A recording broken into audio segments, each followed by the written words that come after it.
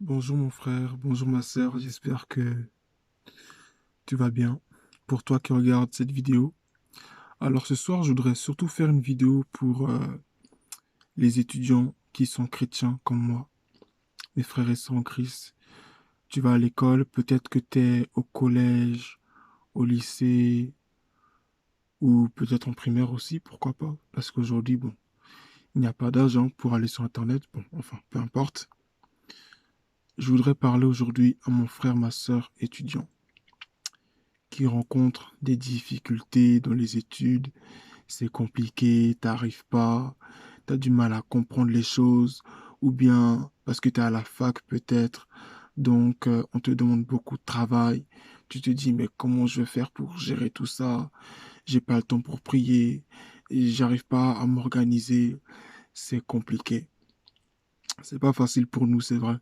Surtout que là, il y a le confinement, donc c'est pas évident pour la plupart qui n'ont pas envie de faire les cours à distance et tout ça. Enfin, c'était déjà le cas, mais je veux dire, pour ceux déjà qui avaient au moins une semaine de présentiel et qui n'en ont plus du tout maintenant, ça ne va pas être facile. Et aujourd'hui, j'avais vraiment un message d'encouragement, en fait, pour toi qui écoutes cette vidéo.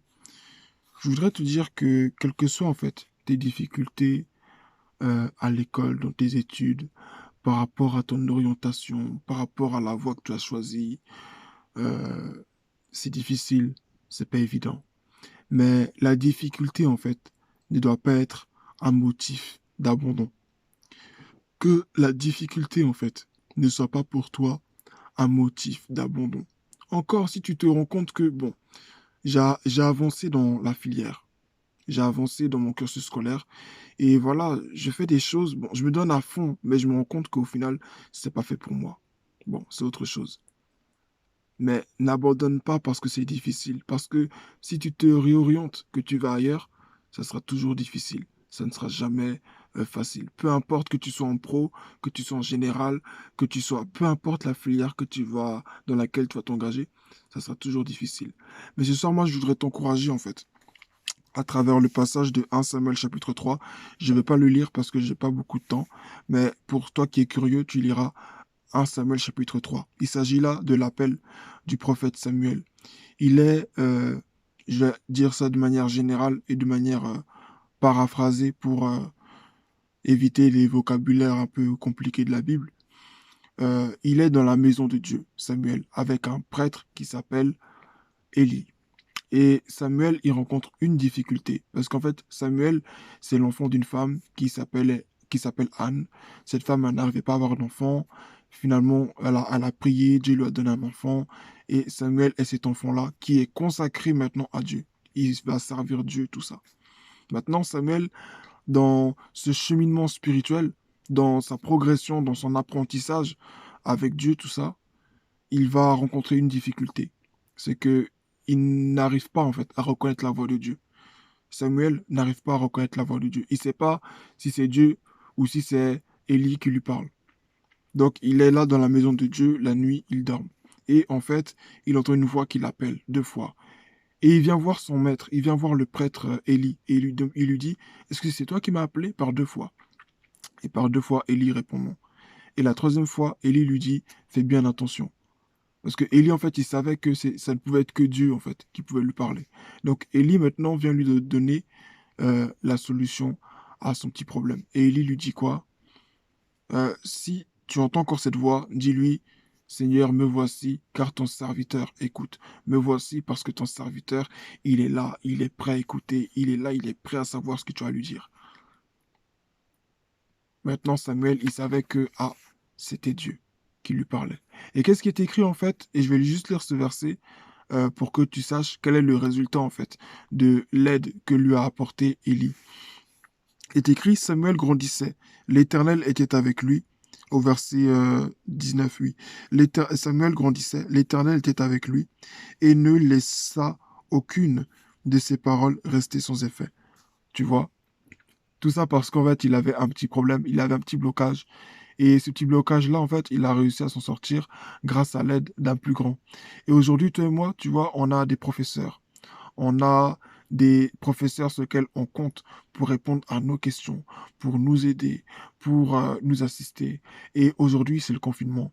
Ou bien même parfois on est en classe, parce que voilà, c'est pas que depuis le confinement, mais même des fois on est en classe et les profs, des fois on a l'impression que la réponse qu'ils me donnent, c'est pas trop ça. Je comprends pas trop. Il y a Dieu en fait qui est là et qui est là pour t'aider. Élie était là en fait pour mettre Samuel sur la voie. Il n'était pas là pour faire le travail de Samuel à sa place, mais Élie en fait était là pour mettre Samuel sur la voie. Et tes professeurs à l'école, pareillement, sont là pour te mettre sur la voie. Ils t'ont donné des exercices à faire, ils t'ont donné des devoirs à faire. C'est pas évident. Des fois, on se dit, oh, c'est trop long, oh, il y a trop de choses à faire. Comment je vais faire pour avoir mon bac? Comment je vais faire pour avoir mon brevet? Comment je vais faire pour passer en classe supérieure? Comment je vais faire pour faire ceci, cela? Tu dois savoir que Dieu est avec toi. Parce que une fois que Samuel ici, il avait reçu l'instruction, il savait que c'était Dieu, on n'entend plus trop parler d'Élie. On n'entend plus parler d'Élie. C'est vrai qu'il va mourir, c'est vrai tout ça. Comme pour certaines personnes qui connaissent la Bible.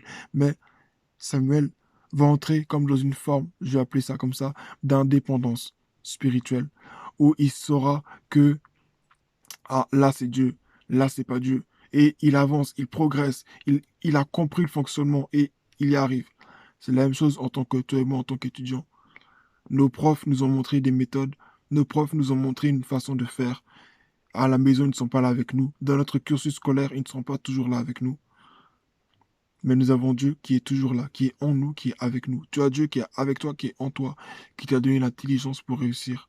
Alors ne te décourage pas parce qu'il y a une difficulté, donc tu as abandonné. Ah ben non, en fait, ça se trouve, c'est pas là que je dois être. Ah ben là, non, en fait, si ça se trouve, c'est pas là que je dois être. Alors qu'en réalité, si tu restes là, peut-être qu'au final, tu deviendras, je sais pas moi, peut-être que tu ne deviendras pas forcément une personne renommée ou connue, ou bien que c'est ce qui peut arriver. Tu peux être une personne riche, très, très connue dans ce que tu vas faire, mais pas forcément. Peut-être que tu vas réussir au final. Si tu persistes, peut-être qu'au final, tu vas réussir, tu seras parfait dans ton domaine, tu seras tellement épanoui que voilà, ta femme, tes enfants, ça sera parfait. Peut-être que Dieu veut t'emmener même dans ce milieu pour que par toi, des gens le connaissent. Parce que faut qu'on sache, en tant qu'enfant de Dieu, c'est vrai, on va à l'école, on fait tout, tout, tout. Mais il faut pas oublier que tout ce qu'on fait, c'est pour que le nom de Jésus, hein, puisse être élevé. Tout ça, c'est pour que le nom de Jésus aussi puisse être honoré, pour que les gens puissent dire aussi, enfin, pas à cause des gens, mais pour que, en tout cas, à cause de nous, les gens aussi puissent connaître le nom de Jésus, pour qu'ils sachent aussi que, ah, voilà ce que Jésus fait. Ah, tiens, j'aimerais bien ressembler à cette personne. Ça va être aussi un moyen d'évangélisation, tu vois. Et pour ça, en fait, il faut persister, il faut persévérer. Pourquoi j'ai fait l'analogie entre Samuel et l'histoire de Samuel et Élie? Je l'ai dit, de toute façon, je pense que certains l'ont compris, mais pour ceux qui n'ont pas compris, Samuel représente en fait l'élève à l'école que tout le monde est. Et Élie représente le professeur. Parfois, il y a des choses qu'on ne comprend pas et on a besoin de plus d'explications. Mais il y a un moment donné où en fait, on ne peut plus poser de questions. C'est-à-dire que ici, Samuel, lui, il était enfant, à un état où il ne comprenait rien. Il n'arrivait pas à comprendre qu'est-ce que Dieu lui disait, etc. Mais une fois qu'il est parti vers l'homme de Dieu, il lui a posé la question, il a eu la réponse. Samuel, il a compris que c'était Dieu, il était prêt. Et voilà le résultat dont j'ai parlé au verset 19. Et c'est la même chose quand nous sommes élèves en tant qu'enfants de Dieu. Il arrive des fois dans nos études, on ne comprend pas certaines choses, on ne comprend pas certains exercices, et c'est compliqué. Et parfois, on demande la question au prof, on a la réponse, et des fois, on ne l'a pas. Mais ce qui est sûr, nous avons un plus, en fait, c'est que nous avons Dieu avec nous. Et même si, en fait, le prof répond à nos questions, il ne sera pas toujours là pour nous. Il y a un moment donné où nous devons entrer dans une forme d'indépendance, de persévérance, où on ne doit pas attendre forcément que le prof soit là derrière nous. Nous devons faire les choses de nous-mêmes. Donc, j'encourage vraiment chacun d'entre nous à, à vraiment puiser sa force dans le Seigneur, à se mettre au travail, bien sûr, parce que Dieu, voilà, va pas faire les choses à notre place. Mais à partir du moment où tout le monde se met en mouvement, à partir du moment où tout le monde on se lève, on décide de faire les choses, c'est sûr que Dieu va nous aider. C'est sûr que euh, le plus va nous venir aussi du Seigneur. Dieu a mis toute l'intelligence en nous pour réussir. Dieu ne fera rien à notre place, c'est vrai. Mais si nous avons une difficulté, que nos profs, que nos profs, une difficulté pour laquelle le prof ne peut pas nous aider, nous avons la certitude que nous avons Dieu avec nous. Alors vraiment, j'encourage chacun de nous à persister. Malgré les difficultés, malgré que tu n'arrives pas, même si c'est difficile, persiste dans tes études. Va jusqu'au bout. Tu as commencé, termine. Tu as commencé, termine. Si Samuel aurait dit, ah ben j'entends pas la voix de Dieu, parce que c'est qui m'appelle? Ah ben je vais vers Samuel, vers Élie 2 fois, et il me dit que c'est pas lui. Ah ben non, ben maintenant, ben écoute, je reste couché, et puis voilà. Mais s'il aurait fait ça, il n'y aurait pas eu droit à David. S'il aurait fait ça, il n'y aurait peut-être même pas eu de roi David, ni encore, et certainement pas de roi Saül non plus. Donc, parce que dans le temps où Israël cherchait un roi, il n'y avait pas de grands prophètes qui étaient là ou quoi. Il n'y avait que Samuel qui était là. Peut-être qu'il y en avait, mais en tout cas, il n'y avait que Samuel. Donc, vraiment, je t'encourage à toi, mon frère, ma soeur qui écoute ce message, dans tes études, persiste, persévère, parce que Dieu est avec toi. N'abandonne pas à cause de la difficulté. Que la seule chose qui peut t'empêcher, qui peut t'empêcher d'avancer, c'est le fait que tu te rendes compte que, ah bah tiens, ça c'était pas fait pour moi. Mais que ce soit pas à cause de la difficulté. Parce que rien n'est trop difficile. Et tout sera toujours difficile. Et même si tu te réorientes, ça veut pas dire que ce sera pas difficile là-bas. Ça sera toujours difficile. Mais au moins, persiste dans la voie que tu as choisie, en sachant que Dieu est avec toi, qu'il ne t'abandonnera pas. Que Dieu te bénisse et bonne soirée.